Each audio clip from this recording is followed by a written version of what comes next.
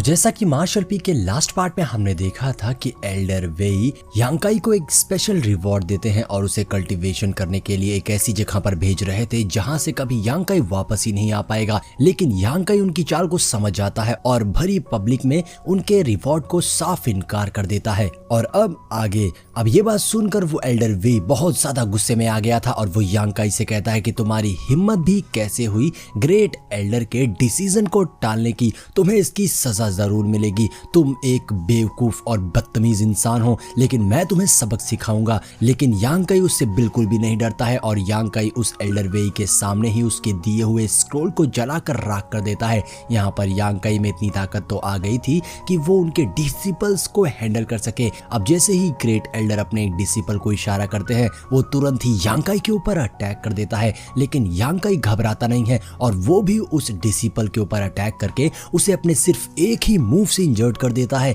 ये देखकर पीछे खड़े सभी लोग हैरान रह गए थे कि यांकाई की पावर्स तो काफी बढ़ चुकी है। वहीं दूसरी ओर वो ग्रेट एल्डर भी सोचने लगा था कि सच में यांकाई अब पहले से काफी ज्यादा पावरफुल हो गया है। लगता है इनहेरिटेज के वर्ल्ड में इसने बहुत सारी पावर्स को गेन किया है और अपने आप को काफी ज्यादा इंप्रूव कर लिया है। इस लड़के को सबक सिखाना ही होगा। अगर मैंने इसे पब्लिक में सबके सामने नहीं दबाया तो ये आगे चल के मेरे लिए बहुत बड़ी मुसीबत बन सकता है। अब ये सारी बातें सोचते हुए वो ग्रेट एल्डर अपनी पावर्स का यूज करते हुए यांकाई के ऊपर अटैक कर देता है। ऐसी ही बातें सोचते हुए वो ग्रेट एल्डर यांकाई के ऊपर अटैक कर देता है उसे सबक सिखाने के लिए। लेकिन तभी वहीं खड़ा दूसरा एल्डर उस एल्डर के अटैक को डिस्ट्रॉय कर देता है और साथ ही वो कहता है कि तुम्हें ये पब्लिक में नहीं करना चाहिए, इससे हमारे डिसिपल्स के ऊपर बहुत गलत असर होगा। अब यहाँ उस एल्डर की बातें सुनकर एल्डर वेई को और भी ज्यादा गुस्सा आ रहा था। लेकिन तभी एक और एल्डर जो कि एल्डर वेई का चमचा था भाग के उसके पास आता है और उससे कहता है कि हमें अभी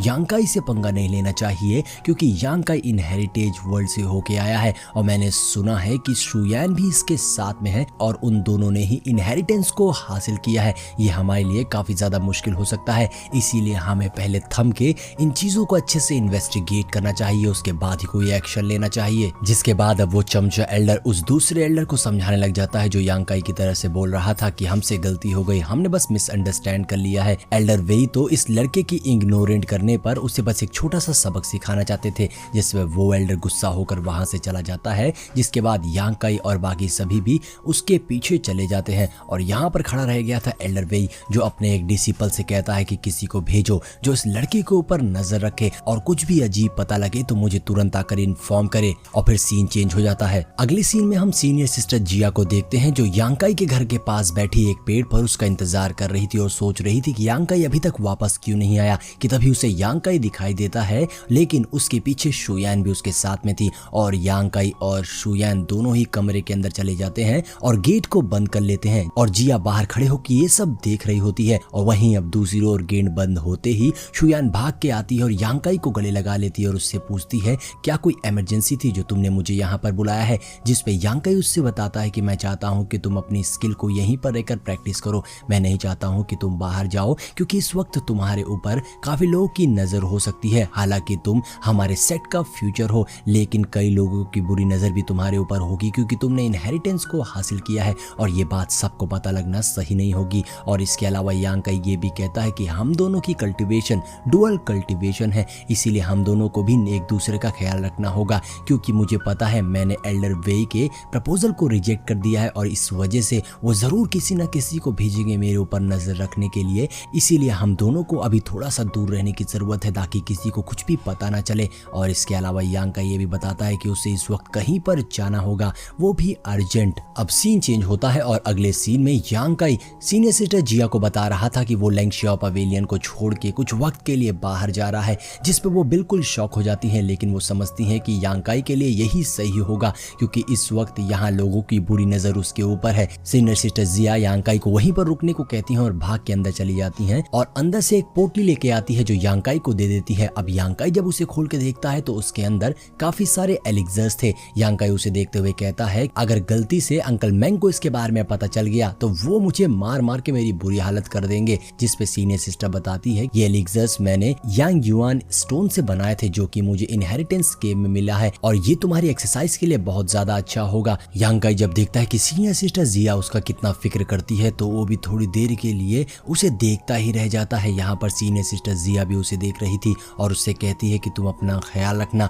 और सही सलामत वापस आना। जिसके बाद यांकाई के जाने का टाइम हो जाता है और यांकाई उसे गुड बाय बोलकर वहां से जाने लग जाता है। तभी सीनियर सिस्टर जिया के पास में अंकल मेंग आ जाते हैं जो उससे कहते हैं लगता है तुम्हें काफी दुख हो रहा है तो फिर तुमने इसे रोका क्यों नहीं। लेकिन यहाँ पर जिया समझती थी कि यांकाई के रास्ते अलग हैं, लेकिन जिया की आंखों में आंसू आ गया था और अंकल मेंग ये ध्यान से देख रहे होते हैं। जिसके बाद अब सीन चेंज हो जाता है और दूसरी ओर हम सुमो को देखते हैं जिसके पास एक लेटर था जिसमें लिखा था यांकाई ने कि वो शहर छोड़कर जा रहा है। इसीलिए सुमो यांकाई को रोकने उसके पीछे भाग रहा था और भागते भागते एक ब्रिज के पास पहुंच जाता है जहां पर उसके बाकी दोनों दोस्त पहले से ही मौजूद थे और उनके पास में भी वो लेटर था जो यांकाई ने उनके लिए भी लिखा था। ये सारे गुड बाय लेटर थे क्योंकि यांकाई उन्हें फेस पे गुड बाय नहीं बोल पाया था, इसीलिए उनके लिए एक लेटर छोड़ दिया था। सुमो को यह बहुत बुरा लगता है कि उसका भाई उसका दोस्त लैंगशियाओ पवेलियन छोड़कर जा रहा है और वो उसके लिए कुछ कर भी नहीं पा रहा है। यहाँ पर बाकी दोस्त को इस बात पे गुस्सा आ रही थी कि ये सारा मामला उस एल्डर वेई का किया हुआ है, उसकी वजह से ही जरूर ये सब हुआ है, लेकिन ये बहुत गलत हुआ। लेकिन सुमो कहता है हमें अपने दोस्त की चॉइस की इज्जत करनी चाहिए, हमें रिस्पेक्ट करनी चाहिए, उसने जो फैसला लिया है और उसका साथ देना चाहिए। इसीलिए चलो हम एक साथ मिलकर उससे गुड बाय बोलते हैं। ऐसा कहते हुए वो तीनों एक साथ मिलकर यांकाई को गुड बाय बोल रहे थे। अब सीन चेंज होता है और अगले सीन में हम यांकाई को एक जंगल में जाता हुआ देख रहे थे कि तभी उसे किसी चीज का एहसास होता है और जैसे ही वो पलट कर देखता है उसके ऊपर एक अटैक हो जाता है जिससे यांकाई तो बच गया था लेकिन उसकी कैप पूरी तरीके से डिस्ट्रॉय हो जाती है। और अब वहां पर आ गया था जेहोंग जो यांकाई से कहता है कि तुम शहर छोड़कर जाना चाहते हो लेकिन ऐसा नहीं हो सकता है, मैं तुम्हें जान से मार के अपना सारा हिसाब बराबर करूंगा। ऐसा कहते हुए जेहोंग यांकाई के ऊपर अटैक कर देता है। तो पहले तो यांकाई उसके सभी अटैक्स को डॉज करने की कोशिश कर रहा था और उससे बच रहा था, उस पर अटैक नहीं कर रहा था। लेकिन जैसे ही जेहोंग जंप करके यांकाई को एक पंच मारने वाला होता है तो यांकाई भी अपनी यांग एनर्जी को एक्टिवेट करते हुए उस पर एक फायर अटैक कर देता है जिससे जेहोंग पीछे हो गया था। और अब जेहोंग समझ जाता है कि यांकाई को उस इनहेरिटेंस के वर्ल्ड में फायदा तो हुआ है, उसने अपने स्ट्रेंथ को इम्प्रूव कर लिया है। जिसके बाद अब उन दोनों के बीच में फाइट शुरू हो गई थी। यांकाई लगातार उसके ऊपर कई सारे फायर अटैक्स कर रहा था और जेहोंग उससे बचने की कोशिश कर रहा था। यहाँ पर जेहोंग यांकाई को लगातार प्रोवोक करते हुए कहता है कि तुम एक लूजर हो जो हमेशा ही लड़कियों के पीछे छिपकर रहता है और आज मैं तुम्हारा नाम और निशान मिटा दूंगा। और दोनों के बीच में क्लोज रेंज कॉम्बैट फाइट शुरू हो गई थी। दोनों एक दूसरे के ऊपर अटैक कर रहे थे और उससे बचने की कोशिश कर रहे थे। लेकिन तभी जेहोंग का एक अटैक यांकाई को लग जाता है और उसके चेस्ट पर पड़ता है जिससे अब यांकाई कुछ देर के लिए हक्का बक्का रह गया था और वो संभल नहीं पाता है और इंजर्ड होकर पीछे हो जाता है। जेहोंग ने जंप करके उसके ऊपर अपना दूसरा अटैक भी कर दिया था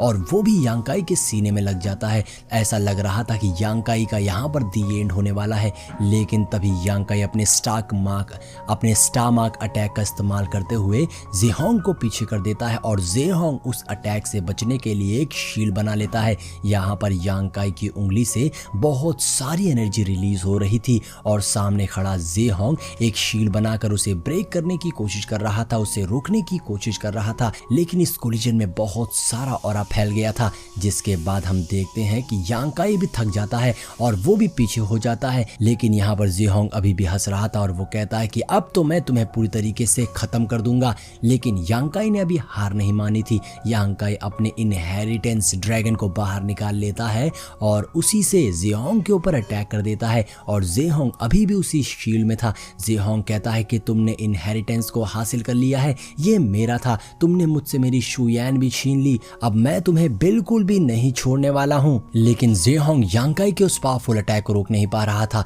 यांकाई कहता है कि अब तुम्हारा वक्त यहीं पर खत्म हो गया। ऐसा कहते हुए वो अपनी पावर्स को बहुत ज्यादा बढ़ा देता है और उस इनहेरिटेंस ड्रैगन से जो यांग एनर्जी निकल रही थी उसे जेहोंग बर्दाश्त नहीं कर पा रहा था और फाइनली वहां पर एक बहुत भयानक सा धमाका हो जाता है जिससे सब कुछ खत्म हो गया था और मौसम वापस से पहले जैसा हो जाता है। जिसके बाद हम देखते हैं कि वहां पर सिर्फ यांकाई बचा हुआ था और उसके सामने एक बड़ा सा गड्ढा था। जेहोंग का तो नामो निशान निशान मिट चुका था। यांकाई अपने पास से वो एलिक्सर की बोतल निकालता है और एक पिल खाता है और उसको खाते हुए जिया को याद करता है, जिसके बाद यांकाई अपनी कैप उठाता है और अपनी कैप पहन लेता है और अपने नए मिशन पर निकल गया था। अब यहाँ से यांकाई का एक नया सफर शुरू होने वाला था दोस्तों, जिसके बाद अब यांकाई अपने लाइफ के नए मिशन पर निकल चुका था। और इसी के साथ हमारा ये एपिसोड यहीं पर एंड हो जाता है।